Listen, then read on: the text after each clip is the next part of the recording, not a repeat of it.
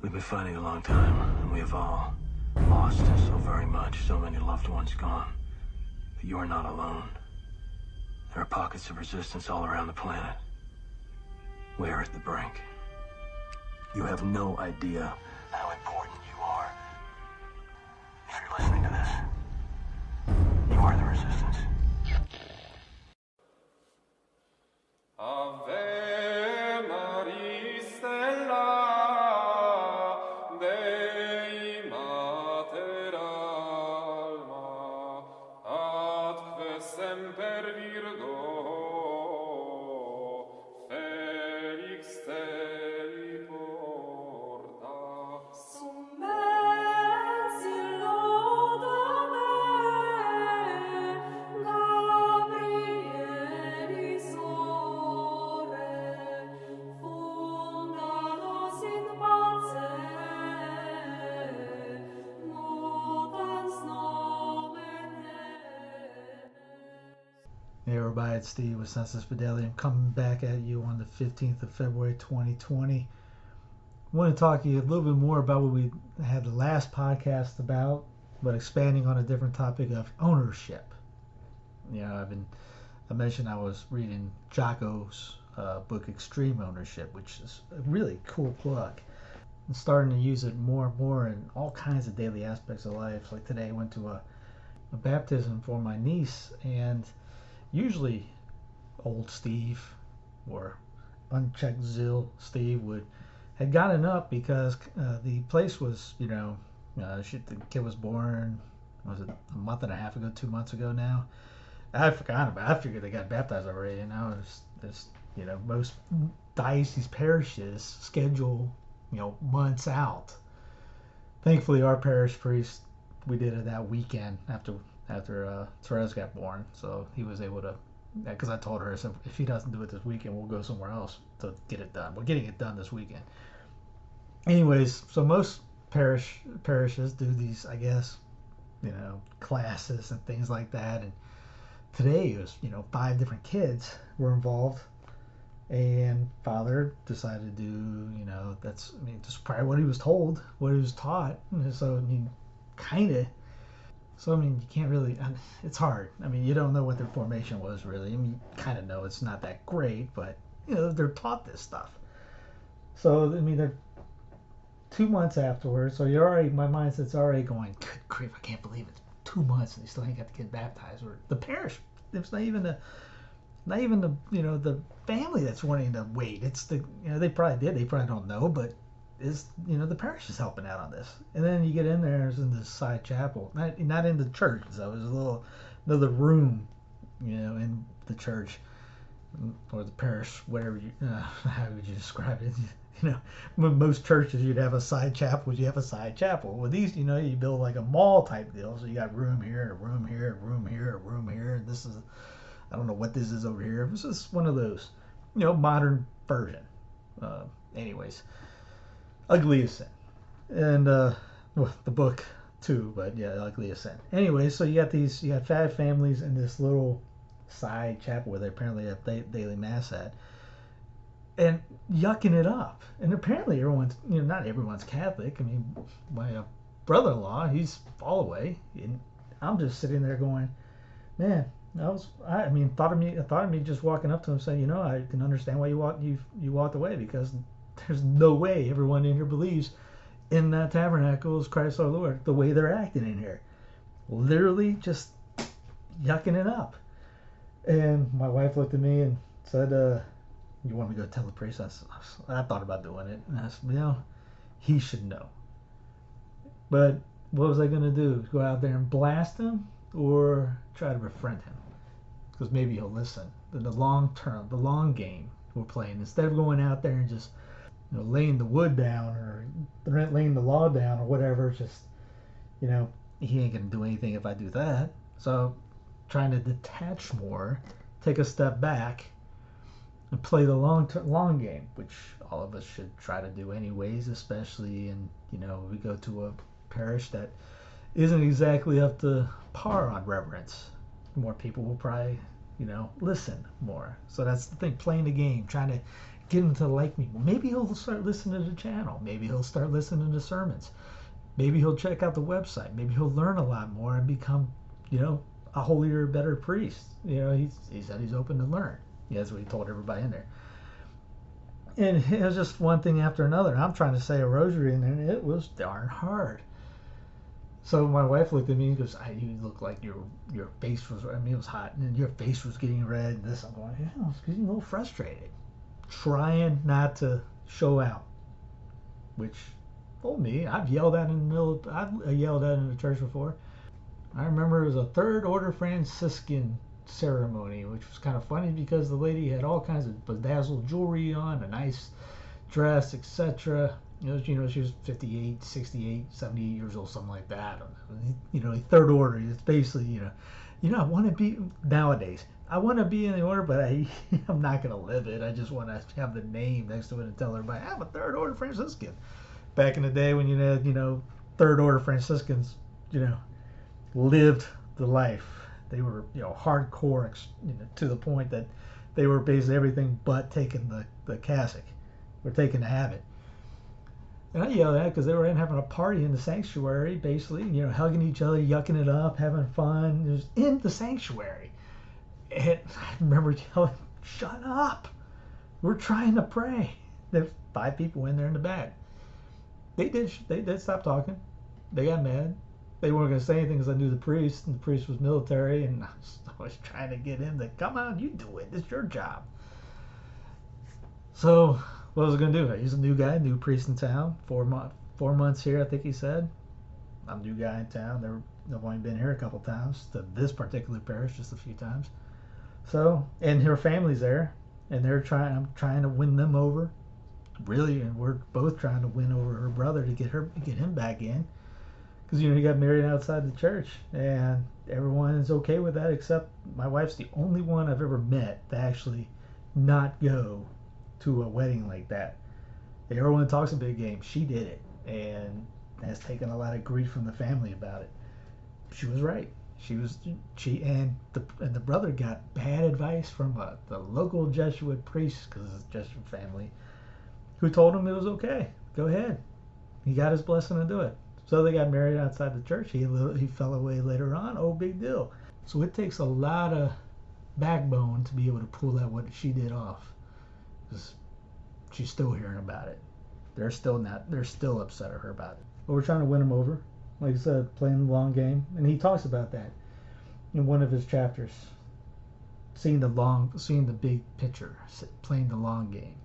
People thinking, "Hey, look, he's over there, hanging out with these guys who's not too great of a boss, or not too this, or they're not doing it the right way." And it's basically he was playing the game, trying to win their trust, win them over, so that when something came up, they could go up to him, or when he said something, or gave advice, or said, "Hey, how about this? I like what you're doing, but how about this is a better way?" That they were listening now. They would take his advice and not just push him out of the way just because, "Oh, here's loudmouth Jocko," or anything like that. Which, to me, when I used to be I was that way, people were probably like, "Hey, there's loudmouth Steve. I don't want to listen to him. Yeah, he may be right, but I ain't gonna listen." So playing the long game. So we're gonna try to start doing adoration for him. I told her today, "All right, let's go Saturday. You go in when little guy takes his afternoon nap. You go ahead in. The Abbey's down the street. Would you do an hour? When you come back, I'll go in and I'll do an hour. We'll do it for your brother." As a sermon I haven't unlocked yet, but I will, talks about indifferentism is the sin of the modern world. And he mentions in it that arguments is not going to win anybody over. We can argue till we're blue in the face. And you start to see that a lot more and more. Because how we're going to win people over is getting on our knees, doing sacrifices, penance. You all know this. But it's easier, it's more fun to argue, isn't it? It's more fun to argue. It's less fun to get on our knees and say a rosary or do adoration.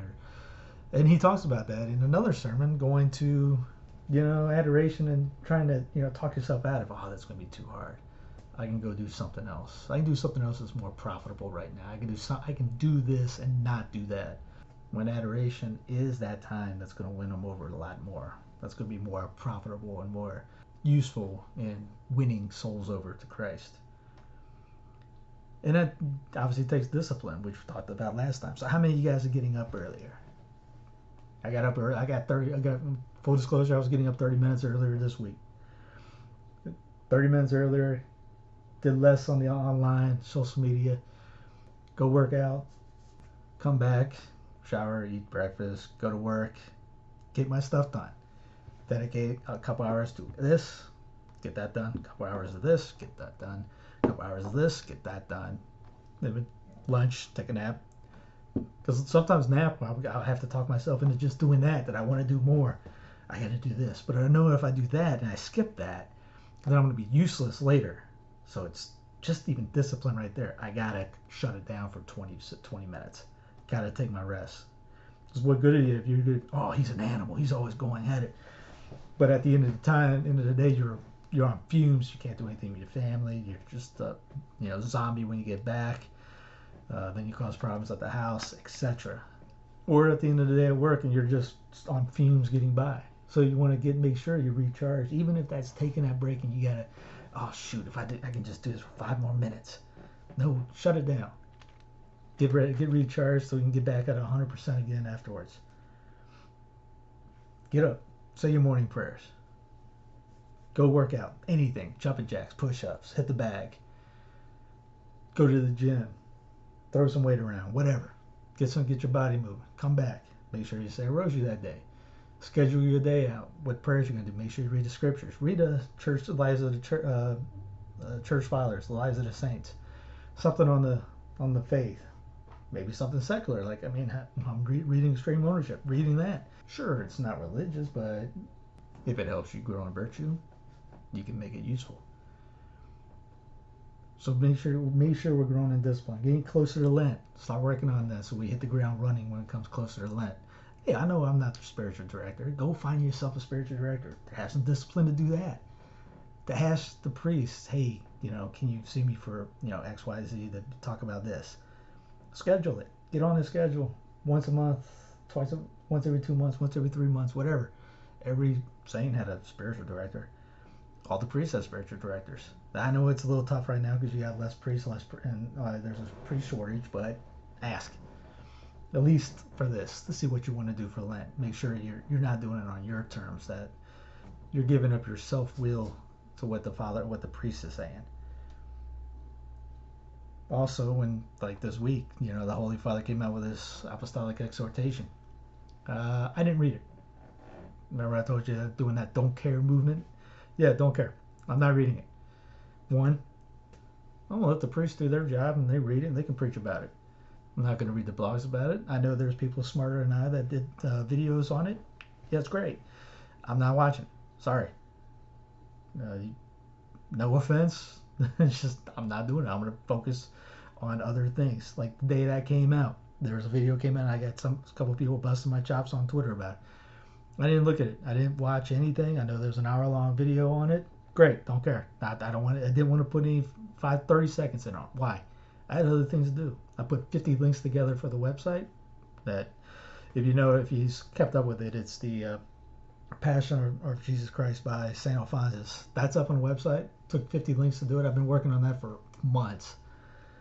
Put a couple links. I wrote a couple blogs for the job. As what part of my duties. Took a while to do that. And then at the end of the day, I busted out 6 videos to put up. I haven't unlocked them yet, but I did it. So that took time. I didn't want to waste an hour watching something else. I had to get other things done. I got home, played with the kids, ate lunch, ate dinner, did my reading, and went to bed. So maybe I'll get to it another day. If wife goes to bed early and it's only 8 o'clock right now, maybe I'll do something in the office and maybe I'll turn that on in the background. I don't know. Possibly, maybe. I don't know. It's not on the top 10 list. So, not telling you guys don't want to, if you want to watch it, great. If you don't want to watch it, great. But have discipline about it. And then after you get done watching it, if you want to watch it, don't hit the next YouTube video. Or the next YouTube video. Now I'm talking about something that's not going to, educate you or make you a better person. You want to watch a couple, baby seals clapping. That's one thing. That's what I'm talking about. Anyways, grow in discipline. Practice it. You have to have the motivation. No one can give you the motivation to do it. You have to do it yourself. You have to want to do it. As people would say, are you comfortable in the life you are? And they might say, they are. But you know you can do more. And it eats people up. That's why they ask. So are you comfortable in the life you are in right now? Are you comfortable where you are spiritually? You know you could do more. Can you do more? Can you look at your day honestly, brutally honest, and say, I can do more doing this. I can do this. I haven't read scripture in a while. I need to do this.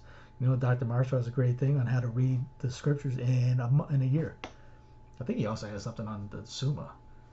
Look those up. See how you do it. See what tips he's given on that. Do it, and then do it. Then execute it. Are you reading the church fathers? Are you reading about the saints, the lives of the saints?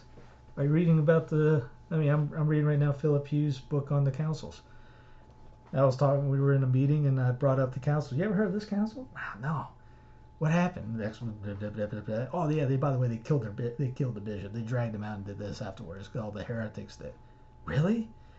Yes, because most people don't know anything that didn't happen before 1960. And they don't even know what happened during 1960. And that's another thing. After Mass, I really don't care about hearing about Vatican II. Man, if there was one thing I could say to trads afterwards, after Mass, if you come up to me and talk about Vatican II, I will walk away. I don't want to talk about it. Talk about anything. I don't want to talk about one guy came up to me after I got married. If I'm lying, I'm dying. Literally, after we got done with the wedding, going into the after party, and he brought out Vatican II to me. I looked at him seriously right now. He caught himself. He thought about it, and then he figured out that, yeah, that might be a bad. Maybe we'll do it another time. Yeah, you think? Anyways, so ownership. Not many people were when all the crisis was going down in the church a couple months ago, and people were saying, well, what does Father blah, say about this? He would say, just read his books. Father Ripper here. He said, tell them to read these books, and that's exactly what we should be doing. I had one lady, a couple people actually, respond back, I'm tired of being blamed for everything. That's exactly what we're talking about. I know a couple priests that did lectures on this, about ownership. Oh, it's our fault. Yeah, St. John Hughes talks about it's God's judgment when he sends us more priests that are in name only, priests in name than in deed. He's not just upset at the priest, he's upset at us. George Carlin has a stand-up bit on politicians talking about why he doesn't vote. You don't need to watch it because he's a little, 4-letter words every time on. But he talks about how are these the best we can do? I'm paraphrasing. There's not a wormhole where politicians come from. They come from our homes, our churches, our schools, our neighborhoods, etc. Where do you think priests come from? Same place. So where we got bad priests? Okay. Can we now look at ourselves in the mirror and say, hey, we got a family of 12. We have no priests. We have no vocation. I know families that have, 8 to 15 kids, no vocations. I think it's St. John Bosco says there's every 4 kids or something like that, or probably has a vocation, and 25% of the kids or something like this. There's a couple saints that talk about that. Are we encouraging vocations in our homes? Are we sending the kids first thing to do? Hey, you're going to do a retreat at this seminary or convent or monastery. You can do that when you're 16, 17, see how you like it, come back. If you don't like it, then you can think about getting married. I mean, it's traditional for everybody to do a retreat. Well, for the kids, we can send them to, monasteries for a weekend or a month or something like that. See whatever their rules are at the monasteries or the convents. Send them for a little retreat. See how it is. Every kid in the family has to go to a retreat at the monastery, convents, religious order, etc. See if they have a vocation. Are we going to find some? Well, you don't know unless you go. You got to at least try. You got to at least go look, taste and see, as they say. Let's own that problem and fix it. Yes, I know there's some that have waiting lists. So you gotta worry about the other problems. Maybe there's another order. Redemptoristines in New Mexico, they're growing. I think they only have about 8 to 10 or something like that. I'm sure they're looking for more. The Institute of Christ the King nuns. I can't remember the official name for them. They're getting more and more. I know the Carmelites have a lot on in the waiting list. But let's take the ownership in that, and let's work to fix that. And then on top of that, all right, there's a problem. What's the problem in the church? What's G.K. Chesterton had that thing? What's the problem in the world? Me. Everything we should go about. I need to get better. I need to become better. I need to be a saint. Reed Garcia Moreno, I remember, talked about that on his regular. Talks about him being the worst person in the world. You look online, look on social media, you think everyone else is the worst person in the world except for the person that's tweeting or posting on Facebook. We have, how much humility is that? We say the word humility. Do we actually know what it is? Do we practice it? Let's own up to the problem. And then the example in the books, in the Extreme Ownership, he was the CEO, the commanding officer of one of the Ramadi, and fratricide happened. Blue on blue, he says it's the name of it, and brings it up in the book. They were shooting at their own guys. They ended up killing an Iraqi friendly soldier because all kinds of things went wrong.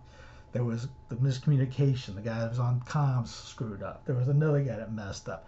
The sniper didn't put in where he was supposed to be, and the guy tracking him didn't keep up with it. There was enough blame to go around for everybody. And when everything hit the fan and he was supposed to come in, he was supposed to give the debrief. He said he was writing down everything that happened, and he said there's enough blame to go around the room. And in front of the general and his platoon and everything, he goes, "It was my fault. I'm the commander of this unit. I am in charge. Everything it comes through me. The buck stops there. It is my fault that happened." And everyone took more. They trusted him more. His team trusted him more. The generals trusted him more. He got promoted. I mean, he wasn't looking for that, but that's what happened. And then he goes around the businesses telling people that, if someone comes up with a problem, he goes, what am I hearing? Excuses. Excuses. Own up to the problem. Your fault. Why did this not work out? Not because the guys underneath that weren't getting it done. Sure, they weren't getting it done. Why? You didn't show them. You didn't provide good leadership. You did this. You weren't doing this, and you kept blaming others for it instead of yourself. Now go in there and tell the boss it is your fault, and this is how you're going to fix it. And there's an example when the VP doesn't want to go in there. He said, "I don't know. I don't think this is going to work." And if he went in and he blamed everyone else, he probably would have gotten fired. He walked in and he ended up taking complete ownership of the problem and told them how they were going to fix it, and it will never happen again. And it worked. Now, when we say we have a problem in the church, a little different, yeah. We have a problem of lack of saints, lack of humility, lack of knowledge. Not everyone praying like they should. Not everyone going to mass like they should. How many people go to a traditional mass and leave right after mass? Don't even give a Thanksgiving. That happens in the traditional masses. A lot of them. Very few stick around and give a good Thanksgiving. They say 15 minutes after. You in a hurry? When you in a hurry? For football season's over? Yeah, I get it. If the kids are acting up, all right, there's an excuse. I mean, it's an excuse, but it's good. That's legit. If you got a family of 7, 8, and then you got kids, 8, 9, 10, 11, but it's the 3-year-old or the 2-year-old acting up. All right, take the 2-year-old out. The rest of the kids, they can suck it up. They can learn how to do a Thanksgiving. You don't have to go outside and talk. There's more people talking people will leave mass and go talk outside for 20, 30 minutes with their friends. And you know what they're doing? They're complaining about the problems in the church. But they can't stay in and give thanks after mass, begging to help, alleviate the problems, praying for the Pope. No, we won't go pray for the Pope after mass, but we'll go outside after mass. We'll leave early and go outside. We'll leave. We'll break our Thanksgiving up early, and we'll go outside and complain about the Pope. Someone tell me how that makes sense. So yeah, we already have a problem. Look in the mirror. Start with that guy. Own the problem. I own it. Yep, I need to get better. I'm saying it, me, myself, Steve Kerr, I need to get better. My fault. I screwed up. I am not doing what I need to be doing. I need to do better. And here's my plan to do it. How about you? You got a plan? You gonna say that? Hey, I need to get better. I need to become a better husband, a better father, a better son, a better brother. Or you need to become a better wife, better mother, better daughter, better friend. Am I going to put my head with just all the kinds of problems that are in there? Am I going to join in on social media and call these guys names, or call out these guys, or say these guys are doing this, or these guys are doing that, or the Pope is this, or Benedict's the true Pope? Really, we're still talking about that? If you're in there talking about the Pope Benedict being the true Pope, our focus is so far off. Follow what the church says. Now someone's going to get upset. No, you. No. Francis the Pope. The cardinals acknowledged that. Benedict resigned. It was legit. End of story. Someone sends me another video of a 3-hour thing on how Benedict's the true Pope. I'm going to lose it. Pray for the Pope. Do more for him.